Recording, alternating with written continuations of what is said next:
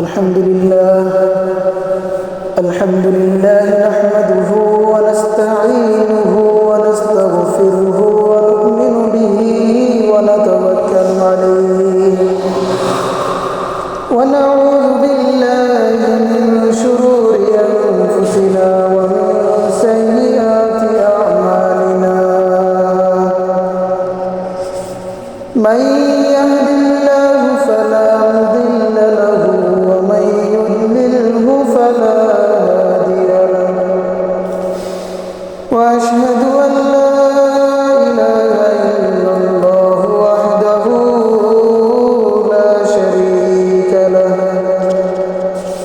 وأشهد أن محمدا عبده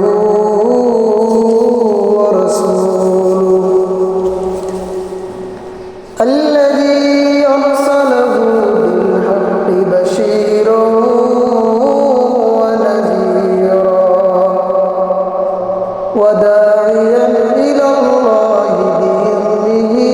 وسراجا منيرا أما بعد فأعوذ بالله من الشيطان الرجيم بسم الله الرحمن الرحيم يومئذ تعرضون لا تخفى منكم خافية فأما من أوتي كتابه بيمينه فيقول هاؤم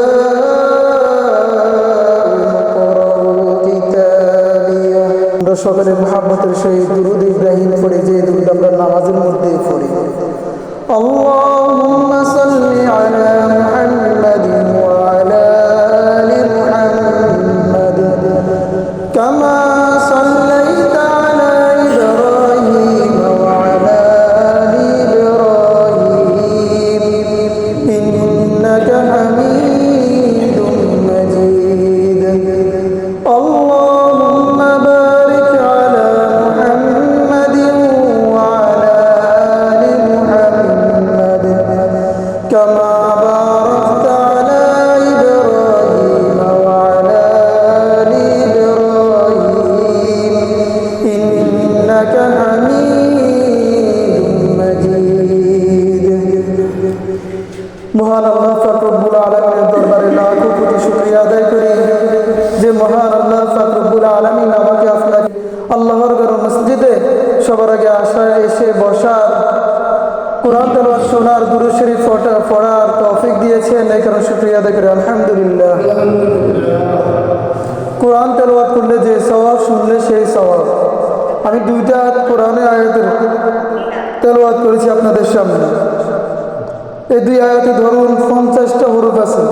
প্রতি হরফে 10 নেকি করে হলে 50টা হরফে কত নেকি 500 নেকি পাইয়া গেলাম আমি যারা আসে নাই যারা যত দেরিতে আসবে তারা তত কি সওয়াব থেকে কি বঞ্চিত হইতেছে কেউ 1 মিনিট পরে আসতেছে সে 1 মিনিটের সওয়াব থেকে কি বঞ্চিত হইতেছে তার এই অফারটা শেষ এই অফারটা আর সে কখনো পাবে না যে 5টা মিনিট তার থেকে চলে গেল এই 5টা মিনিট সে জীবনে কোথাও পাবে না যদি সারা জীবন চেষ্টা করে তারপরে এই 5টা মিনিট সে পাবে না আমি আপনাদের সামনে আজকে যে আয়াতে কারিমা তেলাওয়াত করেছে এই আয়াতে কারিমার মধ্যে বলা হয়েছে বান্দাকে যখন তার ডান হাতে আমলনামা দিবে বান্দা কি করবে আর যদি বাম হাতে আমলনামা দেয় বান্দা কি করবে এই বিষয়ে ইনশাআল্লাহ কিঞ্চিত আলোচনা করার চেষ্টা করবো আল্লাহ তাআলা যদি তৌফিক দেয় একটা বিষয় স্পষ্ট করে দিয়ে আগে মসজিদে যখন আসবো সেক্রেটারি সভাপতি কিংবা কোনো ব্যক্তিবর্গের জন্য সামনের কাতারে খালি রাখা বিভিন্ন মসজিদে দেখা যায় সভাপতি সাহেবের জন্য সেক্রেটারির জন্য সামনে কি জায়গা খালি রাখা হয় সম্পূর্ণ না যায় এবং কি যখন মানুষ ভর্তি হয়ে যায় তখন আমাদের সমাজে কিছু লোক আছে এরা মানুষের কাঁধ ডিঙিয়ে সামনে আগায় আসে। রাসূল করিম সাল্লাল্লাহু আলাইহি সাল্লাম বলছেন, যারা এভাবে যায় তারা জাহান্নামের রাসূল সাল্লাল্লাহু আলাইহি ওয়াসাল্লাম। অতএব সামনে ডিঙিয়ে আসা 10-20 জন মানুষকে আপনি পার করে চলে আসতেছেন সামনে, আপনি একবারও চিন্তা করলেন না যে এই 10 জন মানুষের কষ্ট হইতেছে। 10 জন মানুষকে কষ্ট দিয়ে আপনি সামনে আসছেন। আল্লাহ তাআলা আমাদেরকে বুঝার তৌফিক দিন।